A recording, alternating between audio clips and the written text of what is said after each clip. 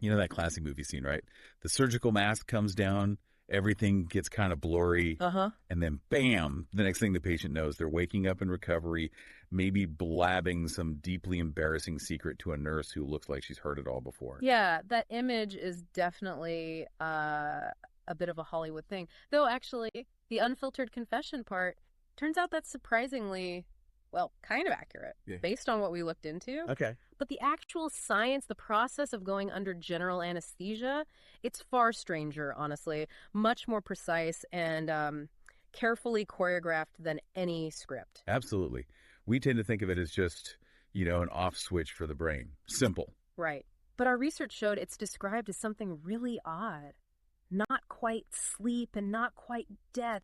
It's like this temporary controlled hijacking of your own consciousness. Yeah, exactly. Someone we read even compared it to time travel. Oh, I like that analogy. Me too. Yeah. But with a catch. Right. I think you're right. You can only jump forward. Perfect. Because for the person experiencing it, it feels seamless. Poof, time's gone. Which is why our mission for this deep dive is really to understand the how and the why. What are the actual mechanisms behind this temporary blackout? And why is the anesthesiologist arguably the most critical person in that room? Okay, great plan. But before we dive into that incredible journey, let's quickly thank our supporters. Welcome to vpod.ai, everyone. This show is sponsored by Stonefly. They're a leader in enterprise storage, backup, disaster recovery, AI storage, and cloud solutions. Yeah, they do some impressive stuff. Definitely. And if you're looking for secure, ransomware-proof storage, you should know Stonefly sells air-gapped and immutable storage options. Just contact sales at stonefly.com to schedule a demo. All right, so anesthesia. Okay, yeah, let's unpack this journey into unconsciousness. Most people probably just think of going under general anesthesia, but it's helpful context to know there are actually a few different flavors of this. That's right. You've got your local anesthesia, I think the dentist, just numbing a small spot. Yep, felt that. Then there's regional. That's like taking a whole section offline, an arm for surgery, or maybe an epidural during childbirth, numbing a whole region. Makes sense. But yeah, our focus today is general anesthesia. That's the full package. Total unconsciousness. You don't move. You feel no pain. And crucially, you remember nothing afterwards. And the experience for the patient is just bizarre. You're lying there. Maybe their monitor's beeping softly. Someone might say, okay, just take a nice deep breath, or maybe count backward from 10. And that's it. That's the last thing you recall. And that's the weirdness, the time jump you mentioned. You don't feel yourself losing consciousness. Why? Because the moment the drugs really kick in, there's no consciousness left to notice the transition. Whoa. Yeah. But your body, it goes through this incredibly rapid 4-part cascade, happens in about 60 seconds flat. Okay, you said this shutdown sequence is pretty rigid. What are those 4 stages? What's happening in that minute? Right, so it's a phased shutdown. First up is sedation. Your awareness just starts to dim, get fuzzy. Almost immediately after that comes loss of memory. This is critical. The hippocampus, the brain's little recording device, it stops storing new events, like hitting pause on the recording. Wow, so quickly. Very quickly. Then comes the main event, really. Loss of consciousness. This is where the brain's major communication networks essentially go dark to the outside world. No more processing what's going on around you. Yeah. So by the time you hit stage 4, you're already unaware, but there's still another step needed for the actual surgery. Absolutely. The final stage is immobility and pain control. This is where signals to the spinal cord are suppressed and the pain pathways are blocked. It does 2 vital things. Okay. Ensures you don't feel any surgical sensation, obviously. Right. But just as important, it stops your body from having any involuntary reflex movements or spasms in response to the surgery, even if you're completely unconscious. That complexity is incredible. Shutting down 4 distinct systems precisely in about a minute, it really drives home why we need to be clear. This is not just deep sleep. No, not at all. It feels less like flicking a light switch off and more like, strategically taking down key parts of a major computer network. That's a really good analogy, actually. And what's fascinating is how the drugs achieve this. They target specific neural communication channels. They aren't just making the whole brain sleepy.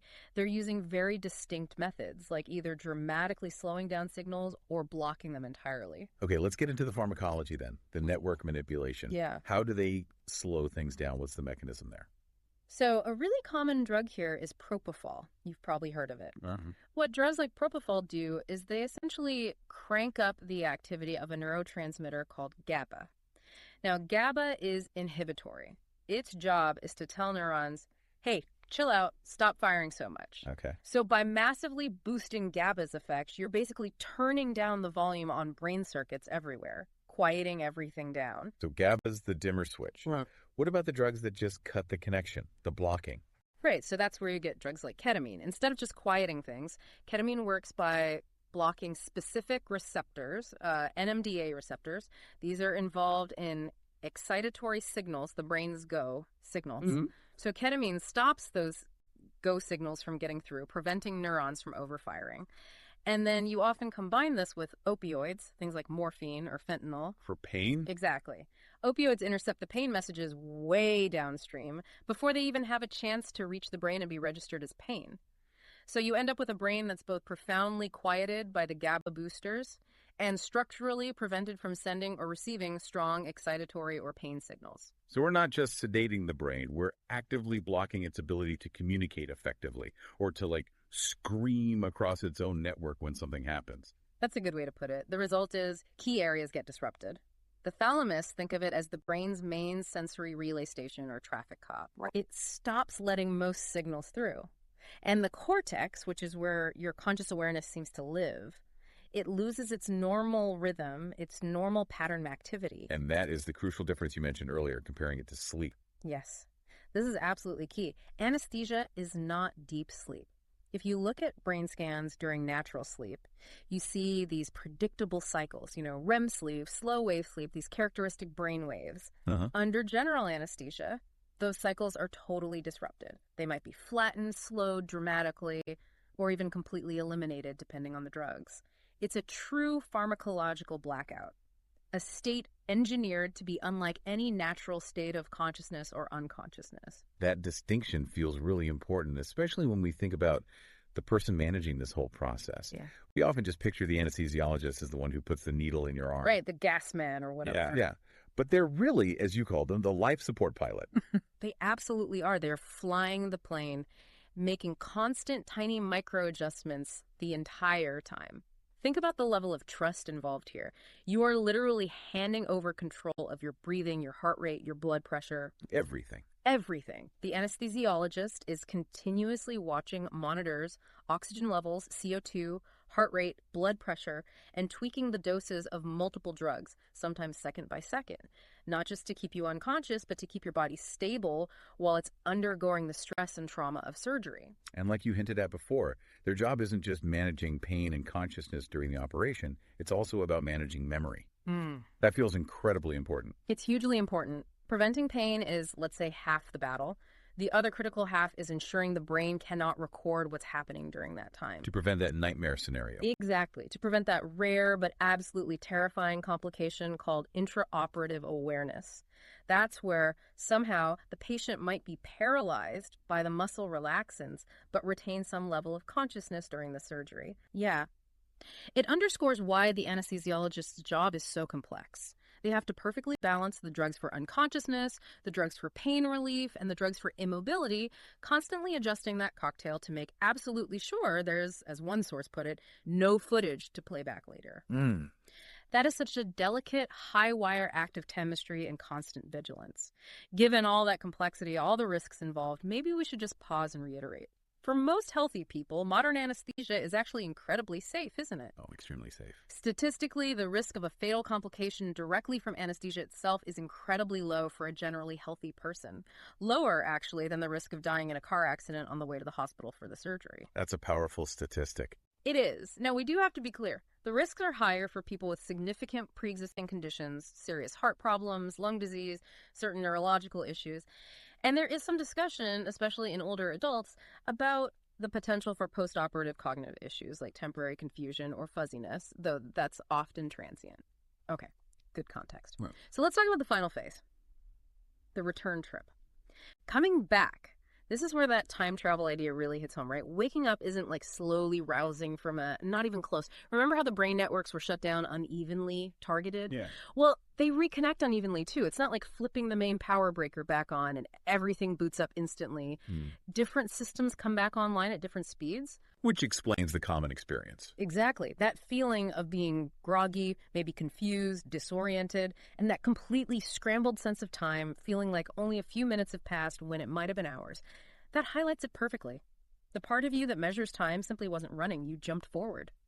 And this brings us full circle, back to our opening bit about the unfiltered confessions. I admit, I was surprised when researching this. After such precise chemical control to shut consciousness down, the rebound effect involves people just blurting things out. It seems counterintuitive, but yeah. It's basically a temporary loss of your brain's usual filtering mechanisms. It's inhibitory control. The research mentioned that nurses could write whole books about the things patients say right after waking up. Huh. That loss of inhibition, maybe combined with the lingering effects of some drugs, is why someone might suddenly confess a crush on their surgeon, or reveal some bizarre family secret, or just say really strange random things.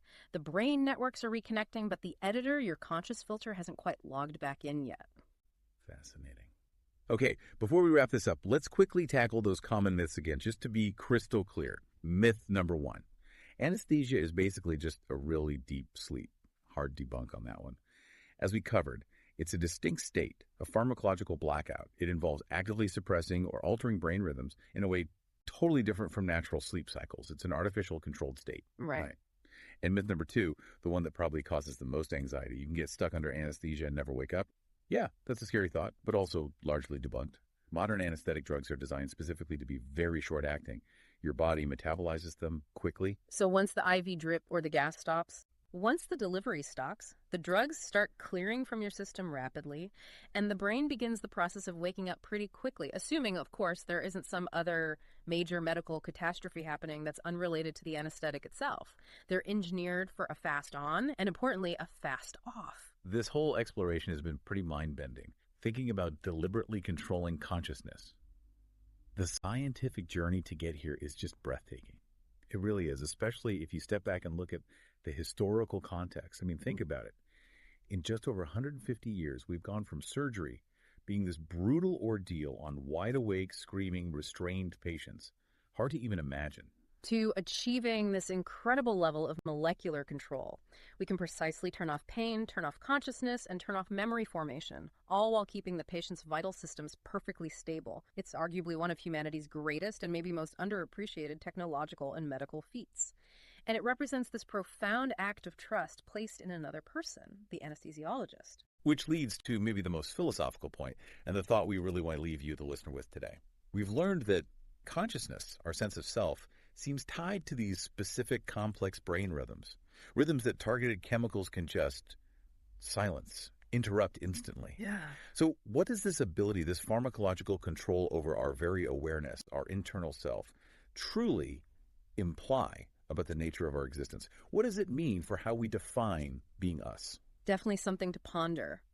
We've guided you through that rapid 4-stage shutdown, explored why anesthesia is a unique pharmacological blackout and not just sleep, and highlighted the absolutely critical role of that life support pilot ensuring not just a safe procedure, but a safe return trip, crucially without traumatic memories. Well, thank you for joining us for this really fascinating deep dive. And remember, the deep dive is sponsored by Stonefly. They're leaders in enterprise storage, backup, and disaster recovery, AI storage, and cloud solutions. Check them out. Yeah, Stonefly sells air-gapped and immutable storage designed specifically to be secure and ransomware-proof. You can contact sales at stonefly.com to schedule a demo today. We'll see you on the next deep dive.